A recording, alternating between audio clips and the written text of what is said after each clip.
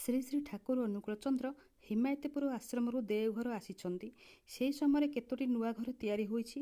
ସେଥିରୁ ଗୋଟିଏ ଘରକୁ ଧୋଇକି ସଫା କରିବା ପାଇଁ ସେ ଦିନେ ସନ୍ଧ୍ୟାବେଳେ ଶ୍ରୀ ଶ୍ରୀ ଠାକୁର ଆଶ୍ରମ କର୍ମୀ ଭୂଷଣ ଚକ୍ରବର୍ତ୍ତୀଙ୍କୁ ନିର୍ଦ୍ଦେଶ ଦେଇ କହିଲେ, ମୁଁ ତୋତେ ନ ଡାକିବା ପର୍ଯ୍ୟନ୍ତ ତୁ ସେହି କାମଟି କରି ଚାଲିଥିବୁ। ସେହି ଆଦେଶ ନେଇ କୂଅରୁ ବାଲ୍ଟି ସାହାଯ୍ୟରେ ପାଣି କାଢ଼ି ଝାଡ଼ୁ ମାରି ଚଟାଣରେ ଲାଗିଥିବା ଚୂନ, ବାଲି, ସିମେଣ୍ଟ ରଙ୍ଗ ଆଦିକୁ ସେ ପରିଷ୍କାର କରି ଚାଲିଲେ। ରାତି 10:30 ବେଳକୁ ଭାବିଲେ, ପରିଷ୍କାର ତ ହୋଇଗଲାଣି, ଏ କଥା ଶ୍ରୀ ଶ୍ରୀ ଠାକୁରଙ୍କୁ ଜଣାଇଦେବି। ଠାକୁରଙ୍କ ପାଖକୁ ଆସିଲା ବେଳକୁ ଠାକୁର ତାଗିଦ କରି କହୁଛନ୍ତି, ତୁ ଚାଲି ଆସିଲୁ କାହିଁକି? ତତେ ମୁଁ ମନା ନ କଲା ପର୍ଯ୍ୟନ୍ତ ସଫା କରି ଚାଲିଥିବୁ, ଯା କାମରେ ଲାଗିଯା। ଭୂଷଣଦା ପୁଣି ଫେରିଆସି ପୁନର୍ବାର ସେହି କାମ କରି ଚାଲିଲେ। ଧୀରେ ଧୀରେ ରାତି ଆସି 1 ବାଜିଲା। ଗଭୀର ରାତ୍ରି କୁଆଡ଼େ କିଛି ସ୍ୱର ଶବ୍ଦ ଶୁଭାଯାଉ ନାହିଁ।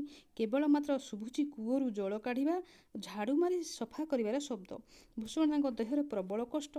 ସେ ଭାବିଲେ, ଏତେ ରାତି ପର୍ଯ୍ୟନ୍ତ କ'ଣ ଠାକୁର ଚାହିଁଥିବେ?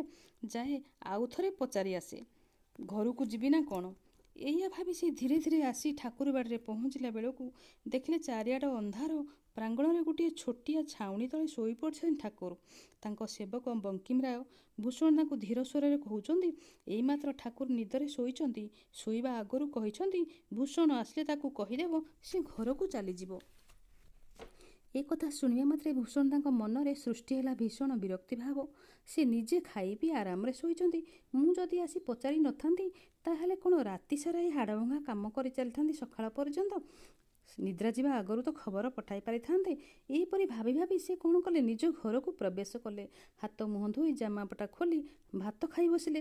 ପାଖ ଘରେ ଥିବା ଖଟଟିରେ ମଶାରୀ ଉଠାଇ ଶୋଇବା ବେଳକୁ ଯିବାବେଳେ ଦେଖିଲେ ଲଣ୍ଠନ ଆଲୁଅରେ ଏକ କଳା ରଙ୍ଗର ବିଷଧର ସର୍ପ ଫଣା ଟିକି ଉଭା ହୋଇଛି। ବିଛଣା ଉପରେ ଚମକି ପଡ଼ି ପାଟି କଲାରୁ ପଡ଼ୋଶୀ ଲୋକ ଉଠି ଆସିଲେ। ସାପଟି ତଳକୁ ଖସି ଅନ୍ଧାରରେ ଅଦୃଶ୍ୟ ହୋଇଗଲା। ତାଙ୍କର ନିଦ ହଜିଗଲା। କୌଣସି ମତେ ଉଜାଗର ହୋଇ ରାତ୍ରିଟି ବିତାଇ ଦେଲେ। ନିଜକୁ ଧିକ୍କାର କଲେ। ମନରେ ପଶ୍ଚାତାପ କଲେ ଯେ ଶ୍ରୀ ଠାକୁରଙ୍କ ପ୍ରତି ବିରକ୍ତି ଭାବ ଆସିଥିବାରୁ। ପରଦିନ ଶ୍ରୀ ଠାକୁରଙ୍କୁ ଏକଥା ଜଣାଇଲେ। ଠାକୁର କହିଲେ, ତୋର କୋଷ୍ଠୀ ନେଇ ପଣ୍ଡିତ ମହାଶୟଙ୍କୁ ଦେଖେଇକି ଆଣେ। କୋଷ୍ଠୀ ଦେଖି ପଣ୍ଡିତ ମହାଶୟ ସଂକ୍ଷେପରେ କହିଲେ ଯେ ସର୍ପ ଦଂଶନରେ ତାଙ୍କର ମୃତ୍ୟୁ ଥିଲା ଅନିବାର୍ଯ୍ୟ। ଦେହ ତାଙ୍କର ଥରି ଉଠିଲା। ଠାକୁରଙ୍କୁ ଯେଉଁ ସେ ରକ୍ଷା ପାଇଗଲେ। ତେଣୁ এই ଭିଡ଼ିଓଟି ଯଦି ଭଲ ଲାଗେ ତାହେଲେ ଗୋଟିଏ ଲାଇକ୍ କରିବେ। ସମସ୍ତଙ୍କୁ ଜୟଗୁରୁ।